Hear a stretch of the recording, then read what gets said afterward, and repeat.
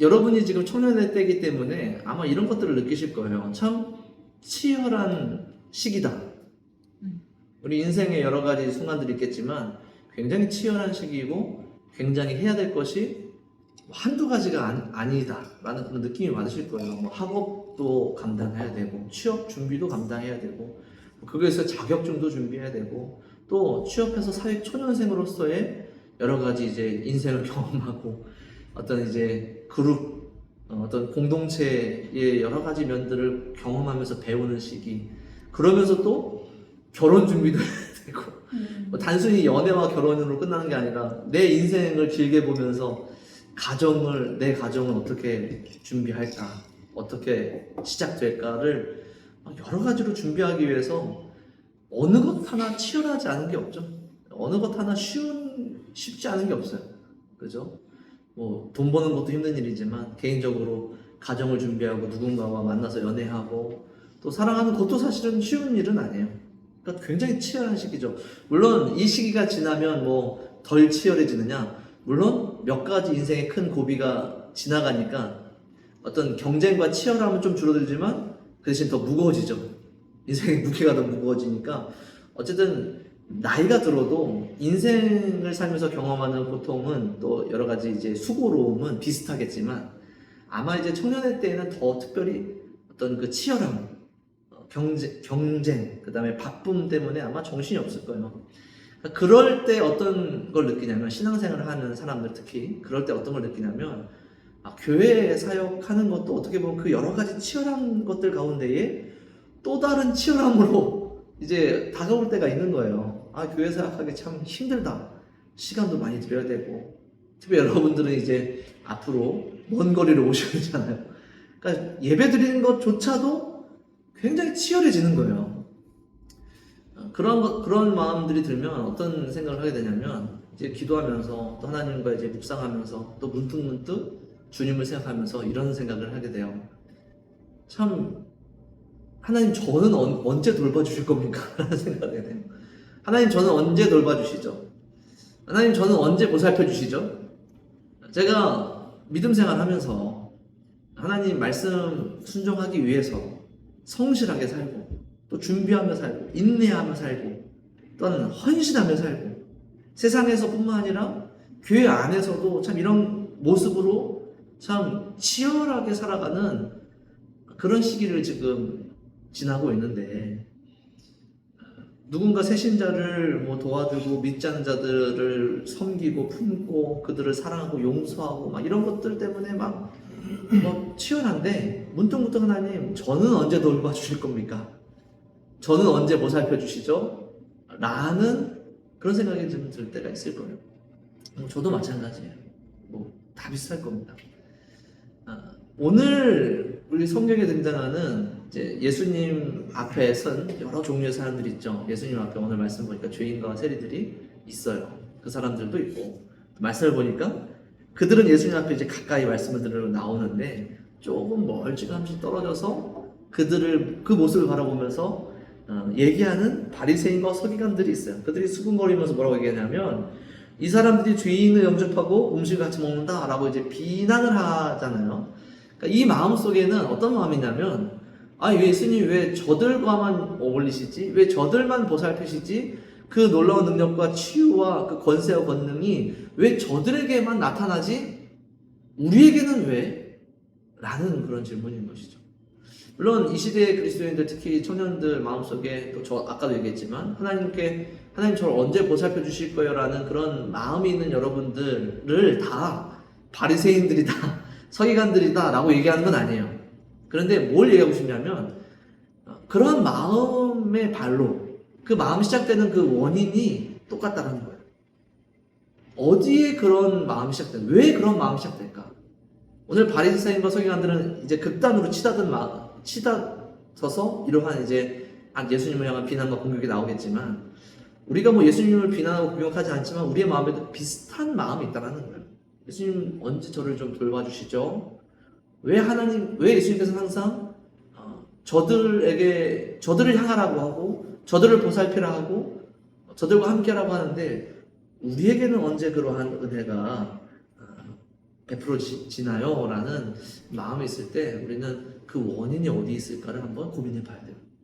오늘 바리새인과 서기관들에게는 그 원인이 어디였을까를 우리가 발견하게 되면 오늘 우리에게는 답이 찾아지지 않을까 생각합니다. 예수님이 그 답을 얘기해 주고 계신 거예요. 그래서 오늘 15장 쭉 이제 앞으로 우리가 다음 주, 다다음 주까지는 아마 15장을 제가 아마 다룰 텐데 예수님이 계속해서 제자들 혹은 죄인과 세리들에게도 뭐 들려주시지만 동시에 더 집중되어 있는 타겟이 누구냐면 바리새인들과 이제 서기관들이에요. 그 이후에 16장에부터는 이제 제자들에게 이제 여러분 성경을 보시면 16장 첫 절이 또한 제자들에게라고 시작을 해요. 그래서 거기서부터 이제 뭔가 이제 대상이 이제 변화가 되지만 15장 전체는 동일해요. 일반적으로 바리새인과 서기관들에게 얘기하시는 겁니다. 그러면서 오늘 첫 번째 드신 비유가 오늘 읽은 말씀이에요. 잃어버린 양에 대한 비유죠. 잃어버린 양이 있고 99마리의 이제 잃어버리지 않은 양이 있는 거예요. 예수님의 비유가 무엇이냐면 그 99마리를 들에 내버려두고 이제 한 마리의 양을 찾기 위해서 그 양들을 떠나는 어떤 목자의 모습이 그려지고 있죠. 그리고 그 양을 찾은 다음에 잔치를 벌이는 거예요. 그러면서 너희들도 그렇지 않겠느냐? 그 되찾은 양 때문에 기뻐하지 않겠느냐? 하늘에 계신 하나님께서 하나님의 나라에서는 그렇다라는 거예요. 그렇게 기뻐하신다. 99마리의 잃어버리지 않은 양보다 한 마리의 잃어버린 양 때문에 더 기뻐하고 잔치를 여는 그게 하나님의 마음이다 라고 예수님이 이렇게 비유를 드신 거예요. 그러니까 오늘 이 비유를 들을 때에 우리의 마음에도 벌써 어떤 생각이 드냐면 첫 번째 드는 생각은 이런 거예요. 99마리를 버리고 한 마리를 택하는 게 옳으냐가 첫 번째 이슈예요. 두 번째 이슈는 뭐냐면 한 마리를 찾은 것이 한 마리의 양을 찾은 게 좋은 일이긴 한데 그것 때문에 온 동네 사람들을 불러다가 잔치를 열면 오히려 손해가 더 큰 거 아니냐라는 거예요. 그러니까 이 두 번째 이슈는 왜 잔치를 벌였을까라는 것이죠. 그래서 이 비유에는 첫 번째 전제가 있어요. 이 비유를 하였을 때에 그 당시에 들었던 유대인들이 우리와 같은 의문과 궁금증 없이 받아들일 수 있는 비유였다라는 거예요. 예수님이 그렇게 얘기하잖아요. 너희도 그렇게 찾아다니지 않겠느냐? 라고 얘기할 때에는 이유가 있다라는 것이죠. 그 당시의 상황은 뭐냐면 목동이라는 일은 이제 굉장히 이제 개인으로도 할 수 있고 단체로도 할 수 있는 일이에요. 개인으로 할 때는 그냥 이제 그 이스라엘 집들이 한 2, 3층으로 돼 있어요. 그래서 1층은 외양간이 있고 가축이 머무는 곳이 있고 그 다음에 2층과 3층은 가족들이 생활하는 공간이 있는 거예요. 그래서 그래요? 예. 네. 그래서 개인이 하는 목동은 어떤 거냐면 한 5마리 많으면 5마리 맥시멈 10마리 15마리 정도를 한 명이 이제 다 이렇게 치는 거예요. 그래서 개인이 하는 목동은 그 정도의 일이고 여기 지금 이 비유에는 몇 마리죠? 양이? 굉장히 어려운 수학 문제입니다. 여러분 맞춰보십시오. 이게 몇 마리입니까? 양이 100마리입니다. 100마리예요. 여러분 대단하십니다. 굉장히 어려운 문제였는데 잘 맞추셨어요. 100마리의 양은 사실 혼자 칠 수 있는 양이 아니에요. 상식적으로 그 당시에 이 목자가 어떤 목자가 있고 그 목자에게 100마리 양이 있었다면 한 가족 전체가 그 목축에 이 양을 치는 일에 다 투입됐든지 아니면 한 명의 주인이 있고 이 양들을 치기 위해서 사꾼을 사서 같이 치든지 그런 게 이제 상식적인 이야기인 거예요. 그러니까 지금 99마리의 양이 내버려졌다라는 것은 목자가 이 양들이 위험에 내버려두고 아무도 돌보는 사람 없이 이 양들을 그냥 내버려두고 한 마리 양을 찾으러 갔다는 얘기가 아니라 그들은 안전한 울타리가 있기 때문에 죽을 위험이 있는 이 양을 찾기 위해서 나갔다라는 거예요. 그러니까 이해가 되시죠? 그러니까 이거는 불합리한 하나님의 어떤 불합리성, 하나님이 사람을 차별하고 사랑하는 어떤 그런 불합리한 상황에 대한 얘기가 아니라 굉장히 합리적인 상황인 거예요. 그러니까 그 당시에 지금 바리새인과 서기관들은 하나님의 말씀을 알고 배우고 하나님의 마음을 아는 굉장히 안전한 울타리에 있음에도 불구하고 하나님의 마음을 이해하지 못하는 사람들인 거예요. 예수님이 그걸 콕 짚기 위해서 이런 비유를 하신 것이죠. 두 번째, 이 양을 찾은 것까지는 이해가 돼요. 찾아서 기쁜 것까지는 이해가 되는데 이 양을 찾아서 잔치를 여는 것은 무슨 일인가라는 것이죠. 그러니까 여기에서는 이 목자가 어떤 사람인지를 알 수 있는 거예요. 이 목자는 양 한 마리 한 마리가 그에게 굉장히 귀한 자산이어서 그 자산을 찾아서 지금 잔치를 여는 게 아니에요. 만약에 양 한 마리가 이 목자라는 사람의 굉장히 경제적으로 중요한 재산의 개념이었다면 그 양 한 마리보다 더 큰 비용을 들여서 마을 사람들을 전체를 불러가지고 잔치를 열 이유가 없죠. 이 목자에게는 재물과 재산, 어떤 경제적인 부유함이 양 한 마리 혹은 이 잔치 때문에 뭐 큰 위기에 처하거나 뭐 크게 그 손해가 되거나 이런 게 아니라는 거예요. 이 사람은 굉장히 부유한 사람이에요. 양 100마리를 가지고 있으면서 그 양을 보살피고 그러면서도 그 양을 직접 칠 만큼 그 양 직접 안 쳐도 돼요. 다 사꾼소로 되지만 그 양을 직접 찾고 그 양을 다스리고 보호할 만큼 양을 사랑하는 목자인 것이지 양을 재산으로 생각하고 경영하는 그런 목자는 아니라는 거예요. 그렇기 때문에 양을 찾았을 때에 이 양을 찾은 기쁨 때문에 재산이 얼마나 들든지 더 큰 비용을 지불하든지 상관없이 잔치를 열 수 있는 사람인 것이죠. 그러니까 그 목자가 얼마나 양의 진심인가, 얼마나 양을 사랑했는가가 이 비유에 나오고 그 한 마리의 양을 찾기 위해서 그 목자가 직접 찾으러 갈 만큼 이 목자가 얼마나 양을 사랑하는가에 대해서 우리는 엿볼 수 있다는 거예요. 두 번째로는 그럼 예수님이 그 바리새인과 서기관들에게 이런 식으로 질책하는 것 아닌가? 너희들이 왜 찾으러 가지 않느냐? 찾으러 가지 않는 행동 자체, 왜 일하지 않느냐? 왜 열심히 일하지 않느냐? 더 치열하게 일하지 않느냐? 왜 더 치열하게 사역하지 않느냐를 얘기하고 있는가? 그렇지 않다는 거예요. 이 비유 자체가 그래요. 목자가 잃어버린 양을 찾으러 99마리의 양을 내버려 두고 찾으러 갔을 때 만약에 예수님이 그걸 원하셨다면 바리새인과 서기관들에게 더 치열하게 일해라. 오늘 우리 청년들에게 더 열심히 사역해라.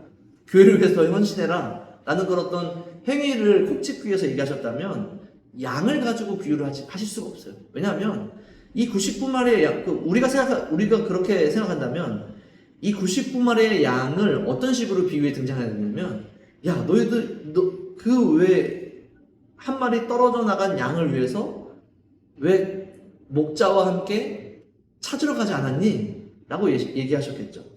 그 양들에게, 그 99마리의 양들에게 너희들은 어떻게 한 마리도 목자와 함께 따라 나와서 찾지 않느냐? 라고 얘기하셨겠죠. 근데 예수님이 그렇게 얘기하지 않으셨다는 거예요. 그렇게 얘기하는 것 자체가 사실은 말이 안 되는 거예요.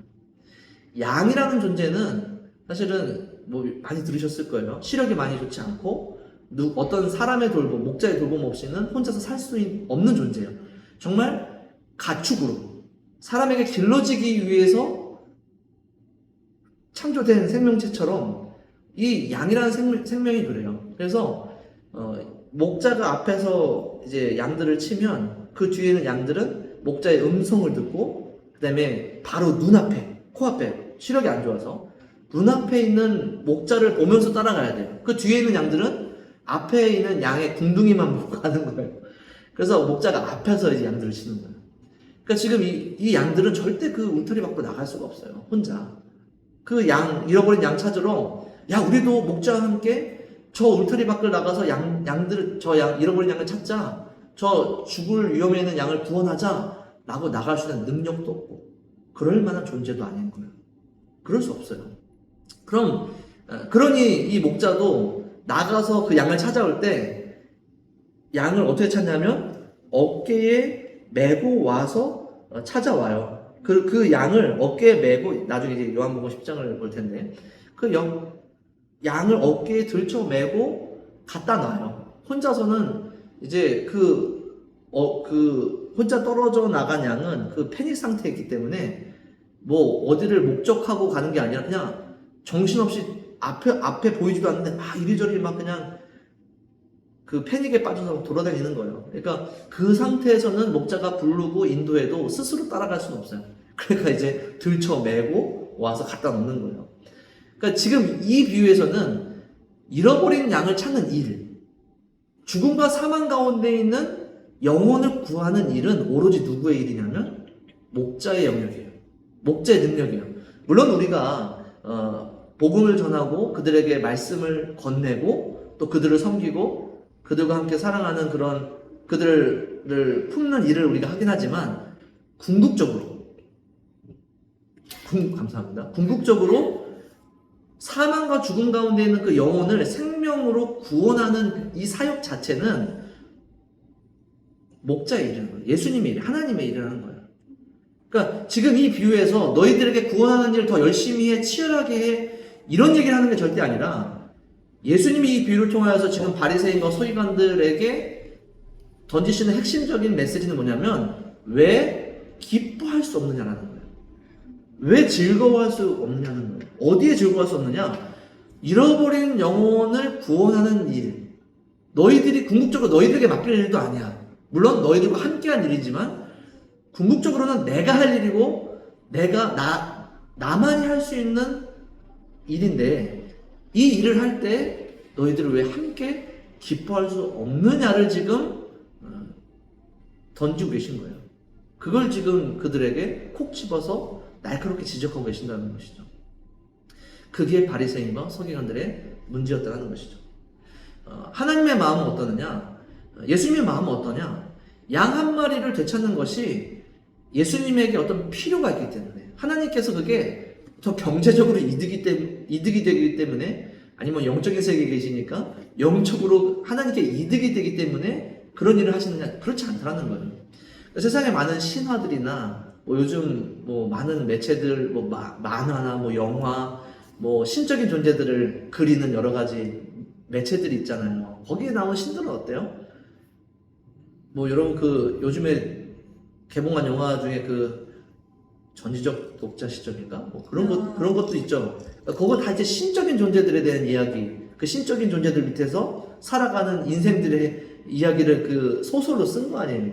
거기 나오는 신들은 뭐냐면 다 사람들의 숭배와 경배를 받아서 신들의 힘이 커져요. 더 많은 숭배를 받을수록 더 힘이 센 신이 되고, 그러니까 사람들의 숭배를 받기 위해서 여러 가지 일들을 하는 거예요. 그게 이제 사람들이 생각하는 신적인 개념이죠. 근데 진짜 하나님은 어떤 분이시냐? 그런 건 전혀 상관이 없는 하나님이라는 거예요. 그 영혼을 살리는 것이 하나님께 이득이 돼서 살리는 게 아니란 말이에요. 정말 그 영혼을 살리는 게 하나님께 기쁨이 되는 거예요. 죽을 뻔한 그 영혼을 다시 살리신 게, 잃어버린 백성을 찾는 게 하나님께는 그냥 그것만으로 너무나도 기쁘고 행복인 거예요. 하나님께는 부족함이 없으시고 하나님께는 모자람이 없으신 분이에요. 그러니 그 영혼을 살리시고 그 기쁨 때문에 잔치를 여실 수 있는 분이 하나님이다라고 오늘 이 비유에 나오죠. 그러니까 오늘 비유에서 오늘 우리에게도 뭘 질문하시냐면 기뻐할 수 있느냐를 질문하시는 거예요. 하나님께서 하나님의 백성을 되찾는 일을 보면서 영혼이 살아나는 것을 보면서 기뻐할 수 있느냐를 지금 묻고 계신 거예요. 행복하느냐를 묻고 계신 거예요. 그게 없으면 바리새인과 서기관들처럼 묻게 되는 거예요. 하나님 언제 우리를 돌봐주실 거냐? 우리에게는 언제 기쁨과 행복을 주실 거냐? 우리에게는 왜 행복과 기쁨이 없냐고? 라고 하나님께 질문할 수밖에 없는 것이죠. 영혼을 살리는 일이 기쁨이 되지 못하면, 영혼이 살아나는 일을 목격하는 것이 순수하게 우리에게 기쁨과 감사의 제목이 되지 못하면 우리도 그런 질문을 하게 된다는 거예요. 아까 제가 말씀드렸죠. 우리의 인생이 치열해지면 치열해질수록 우리의 신앙생활도 치열해져요. 세상 사는 게 굉장히 치열하고 경쟁이 될수록 참 너무나도 아이러니하게도 하나님을 향하여서 헌신하는 일조차도 굉장히 치열해지고 경쟁이 되어져 버려요. 그게 지치는 것이죠. 그 안에서 뭘 잃어버렸기 때문이냐면 영혼을 구원하고 영혼이 살아나는 일이 행복하고 기쁘고 감사하다라는 이 마음을 잃어버리면 우리도 똑같이 질문하게 되어진다는 거예요. 오늘 말씀을 통해서 여러분 우리가 참 잃어버리지 말아야겠다라고 여러분들이 좀 붙잡아야 될 것을 찾았으면 좋겠어요. 우리가 살아가는 일도 굉장히 중요한 일이고, 우리가 교회를 위해서 헌신하는 일도 굉장히 중요한 일이에요. 우리가 여러 가지 일들을 열심히 하고 다양하게 하는 것도 굉장히 중요한 일이에요. 그게 세상이든 아니면 교회든 일을 하는 게 참 굉장히 중요한 일이지만 그 근본적으로 그 밑에 영혼을 구원하고 영혼이 죽음과 사망의 권세에서 벗어나서 성령의 법으로 생명과 사랑의 법으로 옮겨지는 것이 기쁜가? 그것을 감사하고 기뻐할 수 있는가? 그것을 보기 위해서 난 살아가고 있는가? 그것을 경험하기 위해서, 그것을 목격하기 위해서, 그 일에 동참하기 위해서, 그 기쁨을 누리기 위해서 살아가고 있는가를 여러분들이 꼭 점검해 보셨으면 좋겠어요. 정말 그게 우리의 기쁨이 된다면, 정말 그것이 우리의 기쁨과 감사의 제목이 된다면, 우리가 얼마나 일을 하던, 우리가 얼마나 치열하던, 세상에서 믿지 않는 이들을 위해서 얼마나 헌신하던, 교회 안에서 얼마나 성도들을 위해서, 교회를 위해서 치열하게 일을 하던, 그것이 우리에게 더 이상 짐과 고생과 무거운 마음이 되지 않을 수 있다는 것이죠. 그렇게 하면서 그런 일들 가운데에서도 하나님께서 여전히 일하고 계시고, 예수님께서 여전히 일하고 계셔서 영혼을 구원하고 계시는구나, 또 영혼이 살아나고 믿지 않는 이들이 예수 그리스도를 믿는 이러한 일들을 보게 하시는구나, 경험하게 하시는구나, 내 곁에 있는 누군가가 예수님을 알지 못하는 누군가가 예수님을 알게 되었구나, 이런 것들 때문에 너무 기쁘고 너무나도 감사하고 너무나도 감격스러워서 우리의 삶과 우리의 삶과 사역들이 하나도 무겁지 않게 되어지는 것이죠. 그게 예수님이 바리새인과 서기관들에게 질문하고 있는 거예요. 근데 이제 우리가 이제 그런 질문이 생길 수 있죠. 정말 기뻐하고 싶고, 죽어가던 영혼들이 살아나는 것을 정말 기뻐하고 싶고, 감사하고 싶고, 정말 하나님과 함께 축제, 또 잔치를 열 만큼 그렇게 행복하고 싶은데, 이게 뭐 노력한다고 되는 건 아니잖아요. 왜 그렇게 되지 않을까라는 것은 어디에 있냐면, 우리가 99마리의 양으로 목자와 함께 있으면서도 불구하고, 목자와 함께 우리는 항상 함께 있어요. 우리와 함께 목자가 우리를 보호해 주셨고, 우리를 이미 죽음과 사망의 권세에서 보호하셔서 안전한 울타리 가운데에 99마리의 양과 함께 우리를 기르고 계시는데, 우리를 기르고 계시는 목자와 함께 우리가 더 이상 기쁨과 은혜와 감사를 느끼지 못하는 거예요. 그러니까 죽어가는 양이 구원받아서 안전한 우리의 울타리로 돌아오는 것이 얼마나 기쁜 일이고, 얼마나 은혜로운 일이고, 얼마나 엄청난 일인지를 우리가 잃어버렸기 때문에 그걸 기뻐할 수 없는 거예요. 그게 어떤 일인지 우리가 지금도 경험하고 있다면, 우리가 그 목자가 어떤 분이신지 알고, 그 목자가 지금도 우리를 보살피고 계신다라는 이 기쁨과 감사가 어떤 것인지를 안다면, 그 한 마리 죽어가는 양을 보면서 우리는 너무나 안타깝겠죠. 이렇게 좋은 건데, 이렇게 기쁜 건데, 이렇게 감사할 일인데, 왜 저렇게 죽을 수밖에 없을까? 왜 저렇게 죽음과 사망으로 나아갈까? 우리 목자가 저 양을 빨리 데려와야 될 텐데, 그렇게 간절히 소망하다가 목자가 그를 어깨에 들쳐매고 우리의 양으로 내려놓았을 때, 그게 너무나 감사하고 기뻐서 너무 즐거운 일이어서 그 양에게 달려가서 얼굴을 부비고 몸을 부비며, 이제 너 내 엉덩이를 보고 따라와.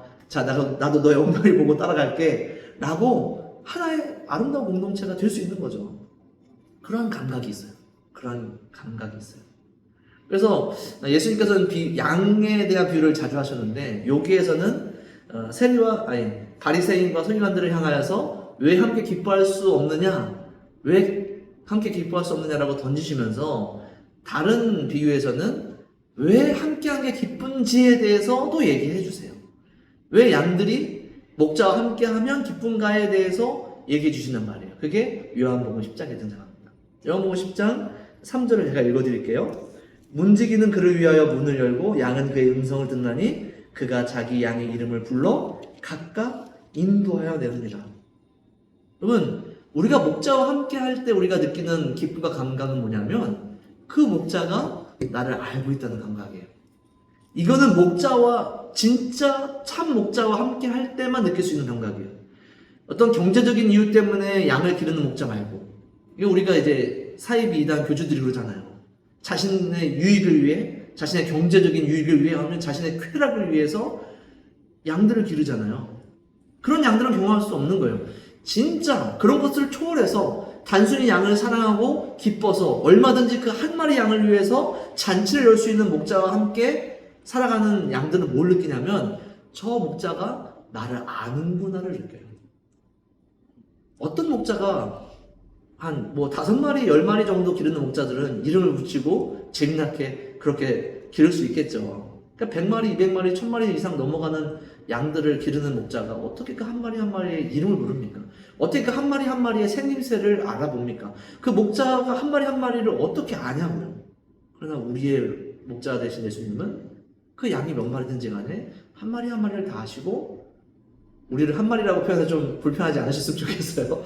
한 명 한 명의 양을 다 알고, 그의 이름을 부르고, 그의 생김새를 알고, 그의 삶을 알고, 그의 마음을 아는 거예요.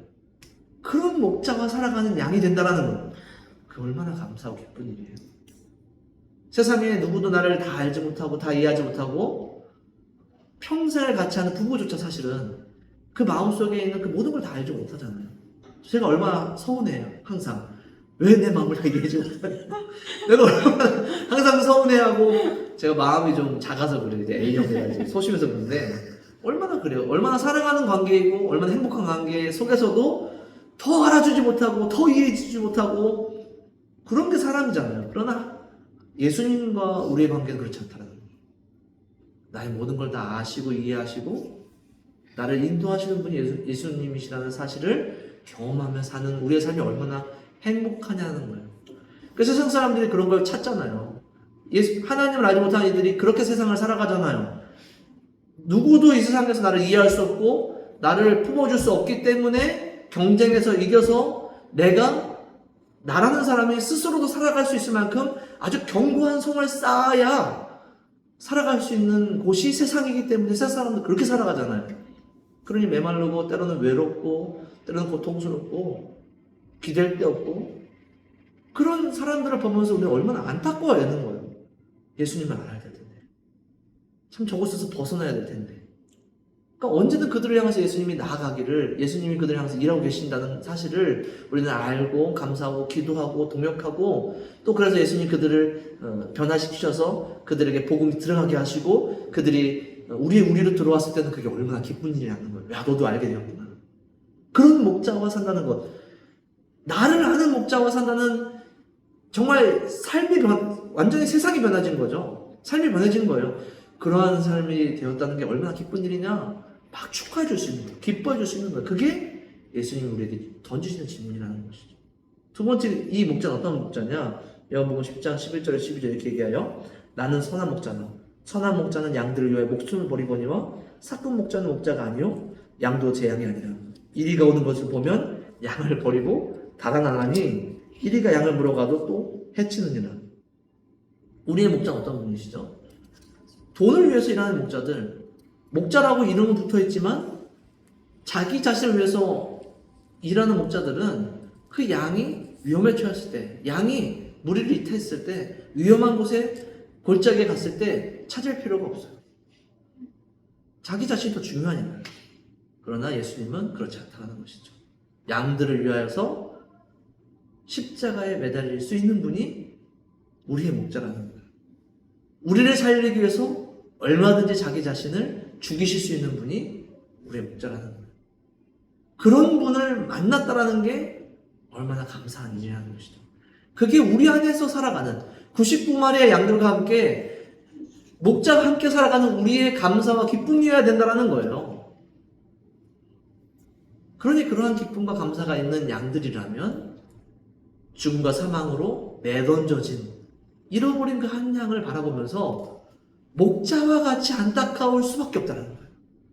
그 양을 위하여서 위협을 무릅쓰고 고난의 길을 걸어가시는 예수님을 바라보면서, 주님을 바라보면서 우리도 한 마음이 될 수 있고, 그 양을 구원하셨을 때, 그 양을 되찾으셨을 때 우리도 함께 기뻐하고 감사할 수 있다라는 것이죠. 말씀을 맺도록 하겠습니다. 여러분들이 정말 그러한 목자를 만나신 분들이시길 바라요. 여러분들의 삶 속에서 그러한 목자가 얼마나 귀한 분이신가를 경험하면서 사시는 여러분들이 되시기를 간절히 바라요. 나를 아시는 목자, 또 나를 위해서 생명을 던지실 수 있는 목자. 그리고 함께 읽지 않았지만 예레미야서나 요한복음 17장에는 예수님이 이러한 목자시기도 해요. 절대 자기 양을 잃어버리지 않으시는 목자. 한번 구원하신 그 양을 절대 포기하지 않으시고 절대 사망 가운데 다시 놓치지 않으시는 목자. 그런 목자와 함께하는 우리의 삶이 얼마나 기쁘고 감사한지, 이러한 목자와 함께 사는 우리의 삶이 얼마나 상상할 수 없는 새로운 세상인지를 경험하며 사는 여러분들이시 간절히 소원합니다. 그렇다면 우리의 삶과 세상에서의 치열한 삶도, 교회 안에서의 치열한 사역도 사실은 더 이상 우리에게 슬픔과 고통이 아닐 수 있다는 거예요. 왜냐하면 여전히 예수님께서는 잃어버린 한 양을 위하여서 사역하고 계시니까. 여전히 저 세상을 향하여서 그 죽음 가운데 있는 양들을 위하여서 예수님은 사역하고 계시고, 오늘 우리는 우리의 치열한 삶과 우리의 교회 안에서의 사역을 통하여서 그 양들을 위하여 예수님과 같은 마음으로, 주님과 같은 마음으로 살아갈 수 있기 때문에, 또 그들을 향해서 같은 마음을 품을 수 있기 때문에, 그들이 돌아왔을 때에 정말 기쁨과 감사로 축제에 참여할 수 있는 하나님의 백성들이기 때문에 오늘 우리의 삶이 주님과 함께 넉넉하게 이겨낼 수 있는 삶이 된다라는 사실입니다. 그런 삶을 사시기를 간절히 축원합니다.